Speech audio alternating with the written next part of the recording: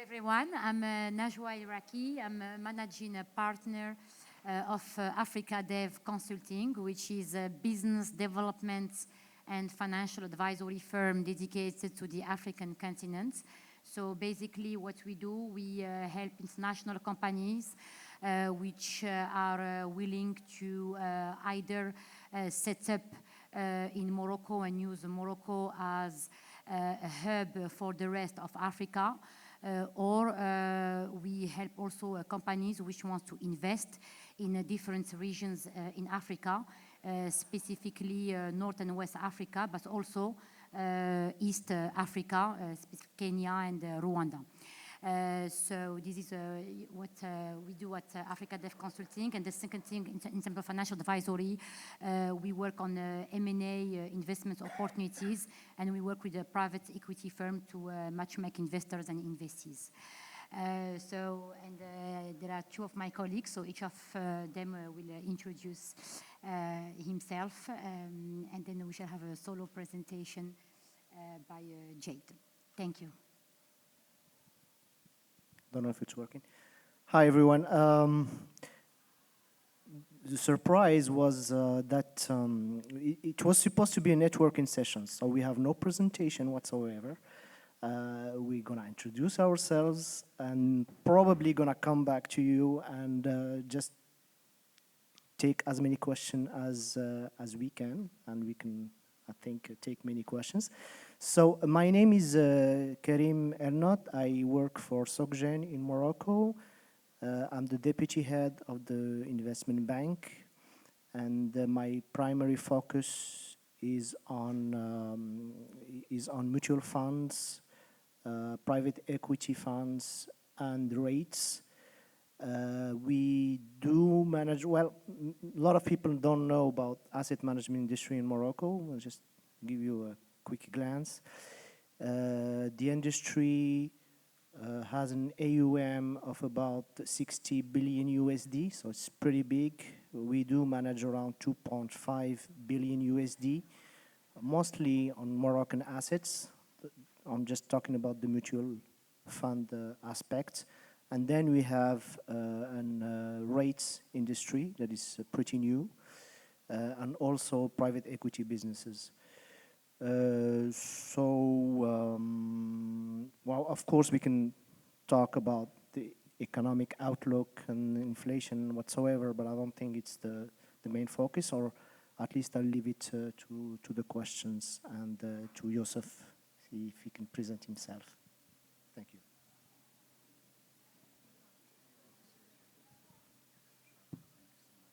Hello, everybody. Salam alaikum.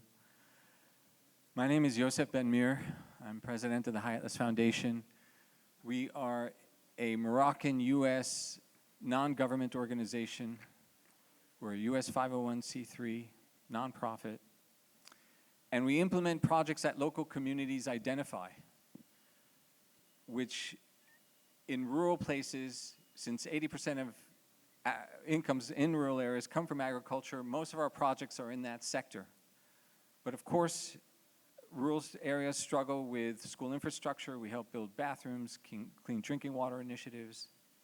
But it's the agricultural sector and its reinvestment that allows for human development to be lifted more broadly. And the presentation that I'm going to share with you focuses on how we can vastly expand the agricultural revenue base, including through monitoring trees for carbon credit offsets, and enable that reinvestment to achieve projects that are also the priorities of the people in education, in health, in women's cooperatives, and so forth, but driven by agricultural revenue. That's what I'd say. Shall I continue with this? Yes. Okay. Yeah, and then unless you have already questions that you want us to answer, or we can do it after. Yeah, so yeah, you go ahead. In Morocco, 70% of agricultural land generates only 10 to 15% of agricultural revenue. There is a tremendous national transition from growing traditionally barley and corn to fruit tree and medicinal plant crop. the upward pressure on demand of fruit trees is suggested to be in the billions. That kind of demand. We feel the demand to be very difficult to be met. And so communities prioritize fruit tree nurseries as an initiative most important to them. So we help them build those projects. Right now, we support 15 nurseries totaling 2.5 million seeds in 8 provinces of the country. 14 varieties of fruit trees grow organically in Morocco. There are 10 varieties of fig that are endemic to the country. There's a specific species of date, of carob, of apple, of pear that are endemic to the nation.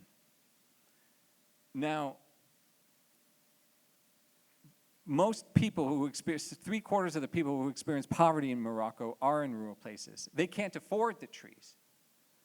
So we provide them the trees. Right now, a walnut tree, which grows organically, costs about $3 in Morocco. We provide the trees for 20 cents, no matter the variety. Argon is $2. A carob tree, $2.50. Whatever the variety, we sell them at 20 cents each, and that 20 cents allowed for the reseeding of the nurseries. The 15 nurseries are financially sustainable. We haven't closed a nursery because of financial reasons. Sometimes they're too small, and we consolidate, but never out of financial impossibility. Monitoring trees, so that 20 cents is basically what it costs. We give the trees at cost for farmers. Now, monitoring the trees is about 15 cents each. We're talking about small landholders who have less than 3 hectares. And when we're talking about this year, we've transplanted close to 1 million. And we're talking about 10 to 15, maybe 30 trees per farming family.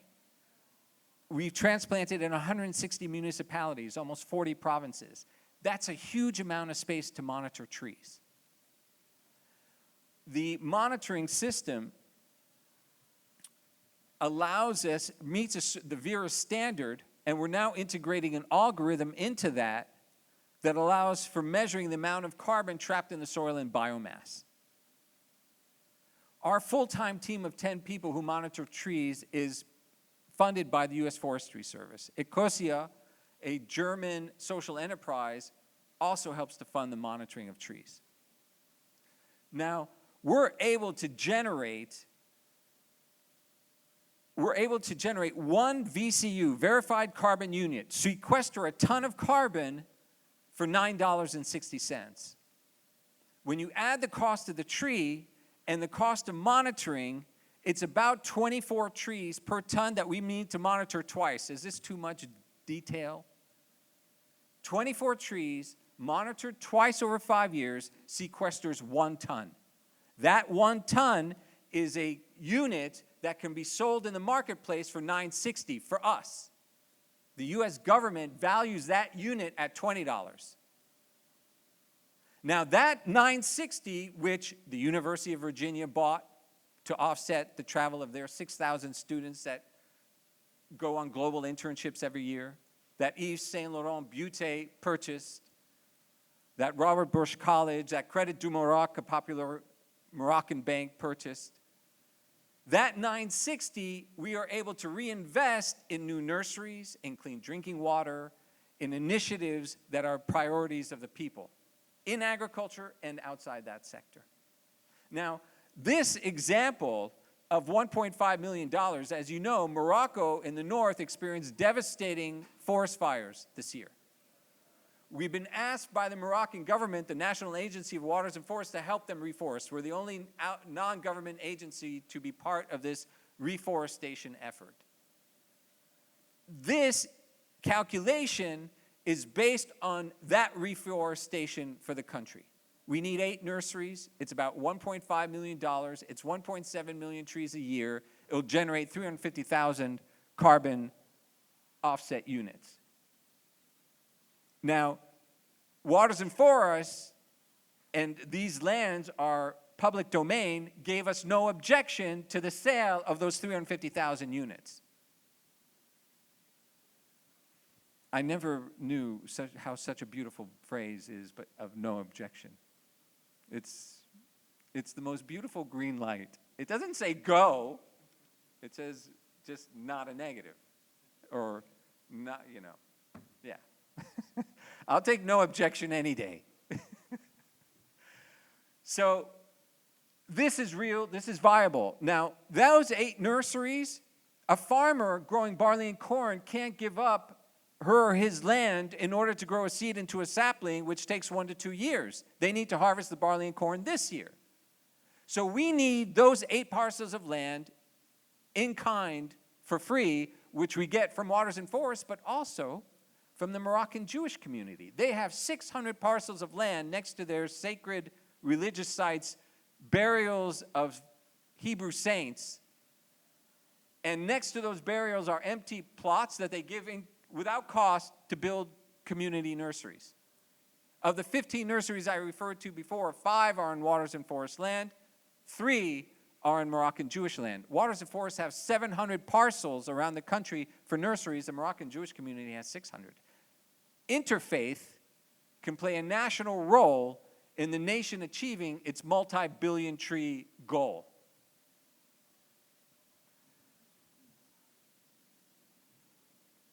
Here you can see the numbers over 30 years. A carob tree lives 200 years, by the way. A walnut tree can live 500 years. An almond tree, 150 years. These are all organic varieties. A fig tree, 80 years.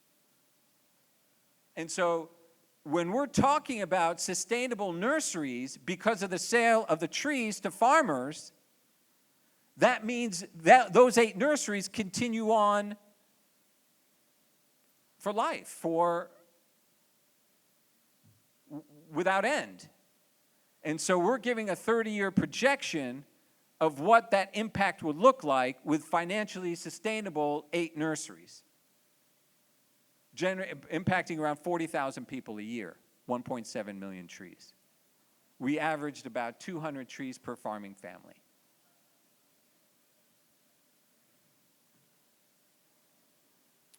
Now look at this. These are what we monitor.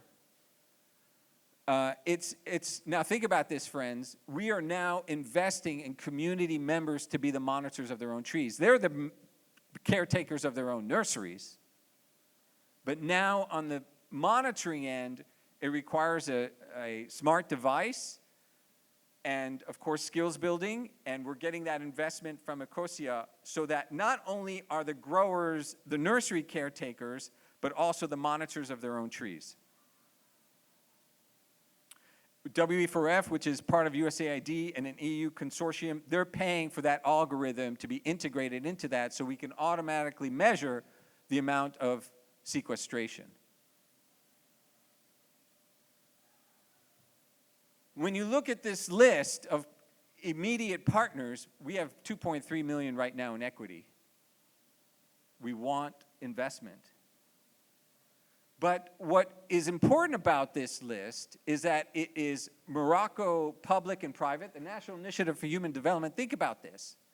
Moroccan public money went to build half of that nursery on Moroccan Jewish land, the first one, to benefit Muslim farmers. Moroccan multiculturalism is not just, it's also endemic. It's also true. It's also real. It's also part of natural life and public policy. It is EU public and private sector. It's US public and private sector. It's individuals. Finally, I'll say this, that this is more of a Moroccan story than a Hayatlis Foundation story. Morocco wants community-driven initiatives. It's in its national frameworks, and it's in the municipal charter, it's in its constitution, it's on the king's lips. In 100 speeches he gave over 5 years, the participatory method was mentioned 113 times. It's in every speech. That means that communities identifying their priorities and implementing is the law of the land.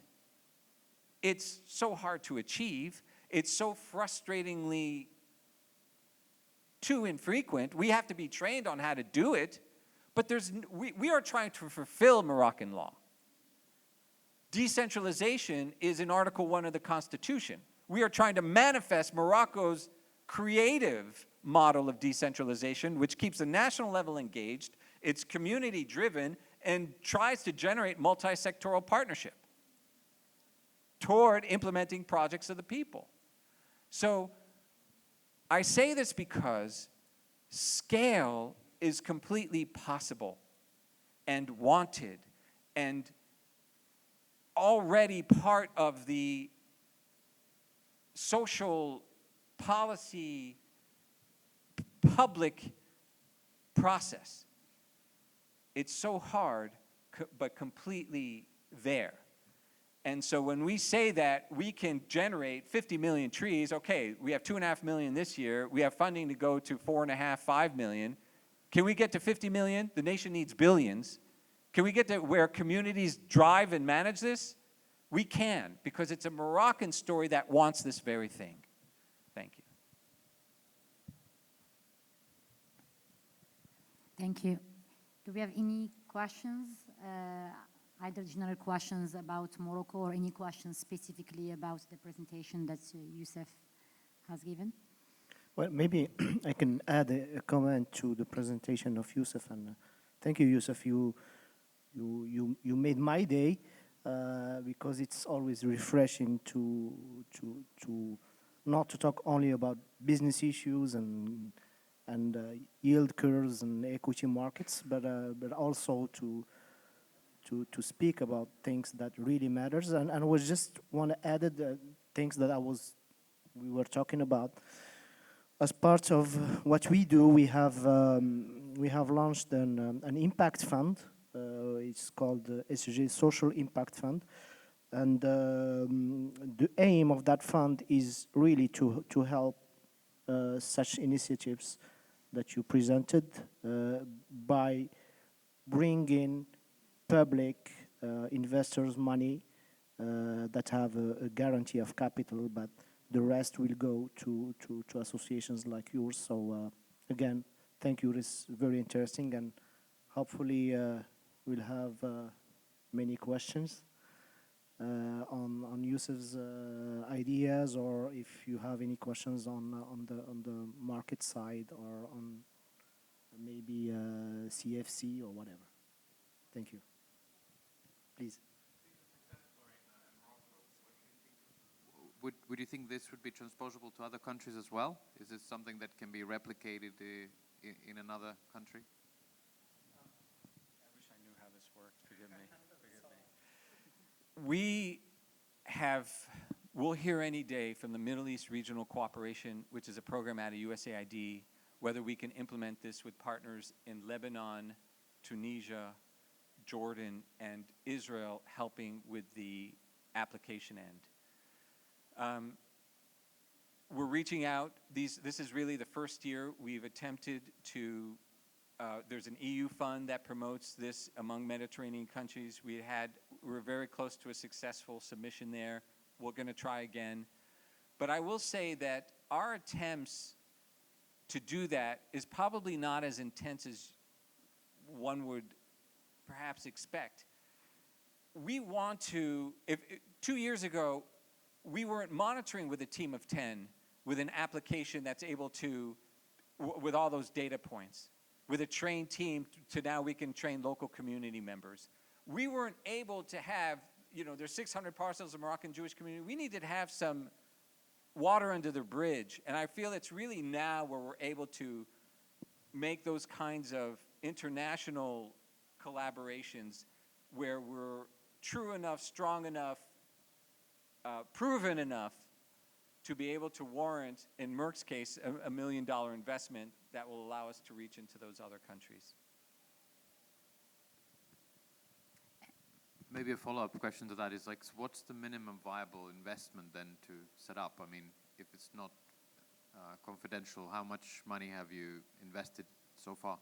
That's a good question. So right now, as I mentioned, so let's say an average nursery. By the way, of the 15 nurseries I refer to, 5 are managed by women's cooperatives. That's a gender barrier production that we've had to overcome through capacity building, all kinds of both technical, managerial, interpersonal kinds of abilities to be enhanced, including with men. But I'll say that an average nursery of 150, say 200,000 seeds will cost about $150,000. That, how deep is the well is a factor.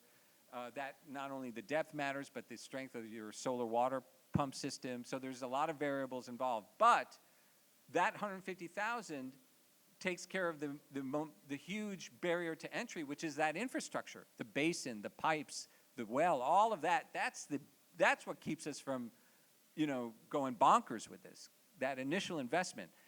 Once we get over that hump, the purchase of trees by the farming families allow for that 200,000 to be generated continuously. We're not building a nursery with the Bedouin community in Israel because the prices there are much higher. So there is a relative factor depending on the country.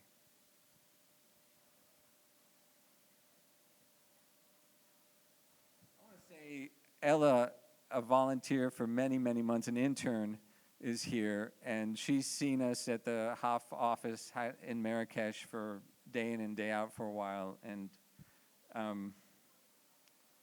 I want to ask her what is it, but I won't. But I would say that we're a young team. Our staff is approaching 70 people. Most of our managers are women. Rural employment is a huge intent. And because we focus so much on training, we have a huge pool of people that we can draw in with our expansion. That's key.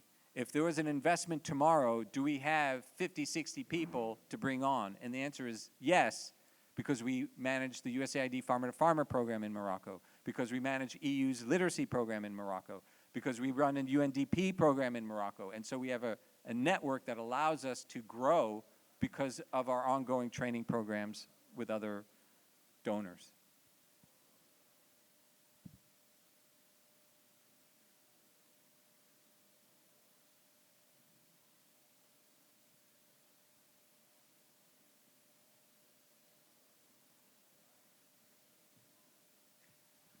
Any other questions about Morocco, generally speaking?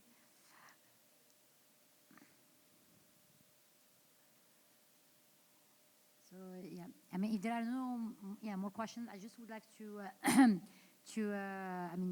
for the interest of the audience, just to say that some of the key reasons to invest in Morocco briefly. I mean, we are a pro-business place. We have a number of free trade agreements which are being signed. In terms of double taxations, we have non-double taxation agreements. We have over 50 double taxation agreements, and we are working on having more being signed in sub-Saharan Africa. We are very competitive in terms of talents, the talent pool that we have, and also in terms of sustainability. It's we are working hard on being a zero carbon and renewable energy. This is really a sector of focus of Morocco. And generally speaking, in Morocco we have two main agencies. We have one which is the Investment and the Promotion Trade Agency called the Morocco Now, which is focusing on sectors such as automotive, aeronautic, textiles, agri-food, pharmaceuticals, and outsourcing, which are key sectors for Morocco. And there is Casablanca Finance City, and we have a representative with us here, which is the regional hub for Morocco, which attracts financial services company and the regional headquarters of services company to basically invest in the rest of the continent, offering some great tax advantages, including 0% for the first 5 years on all income for people who may not be aware of it. So you don't need to go necessarily offshore because it is onshore and you have 0%. Yeah, and obviously, I mean, we have a very developed financial services industry, and yeah, I mean, to add something in terms of what makes our financial services industry, well, the second actually strongest after South Africa. Yeah, and we do need and love trees also. Well, on the financial side, the country, as you know, is pretty stable. Of course, we have pretty much the same problems of everyone else now of inflation, although it's running around 8%, which is not, at least, not too bad compared to what we can have otherwise. A public deficit around 5.5%, and as you mentioned, a pretty strong financial and banking system, which is now expanding a lot beyond the Moroccan frontier and going to sub-Saharan Africa. So we're not going to name all of them, but Tijeri, Wafa Bank, for example, Bank of Africa, and Société Générale are among the, well, Société Générale being maybe the last multinational bank in sub-Saharan Africa. But the thing is, we are reaching the sub-Saharan Africa through the banking system, and it's a good entry point for anyone interested to go to those countries through financial services. I don't know how much things I can add. Probably if you guys have more questions, we'll be very happy to answer them.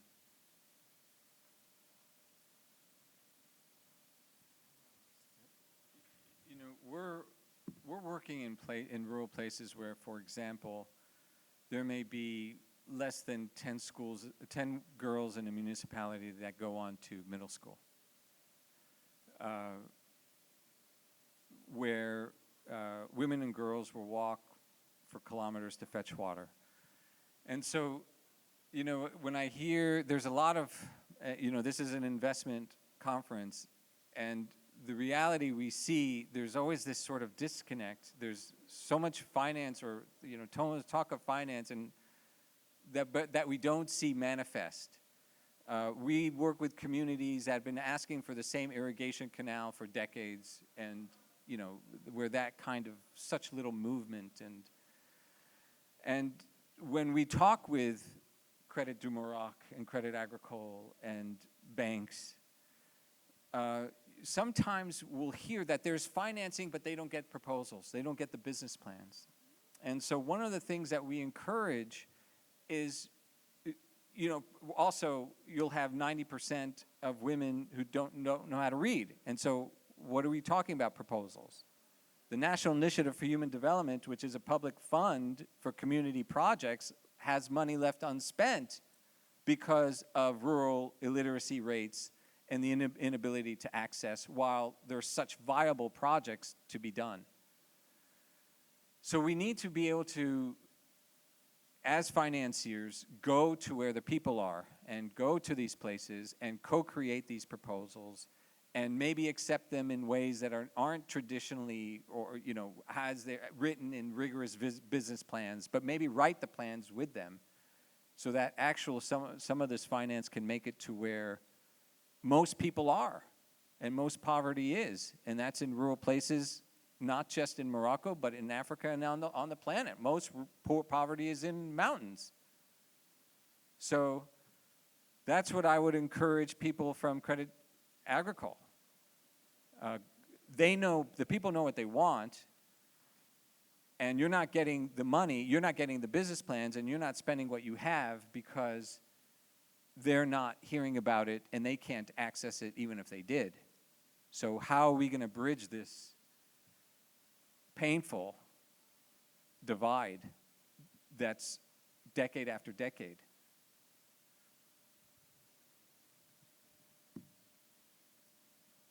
All right. Well, I think we came to the end of this session. So thank you. I mean, if you want to talk with us on a one-to-one basis, if you want to learn more either about how to set up in Morocco, how to use Morocco as a hub, or to open, about corporate investment banking, or about the project of Youssef, please, we can have a chat outside, so don't hesitate. Thank you very much.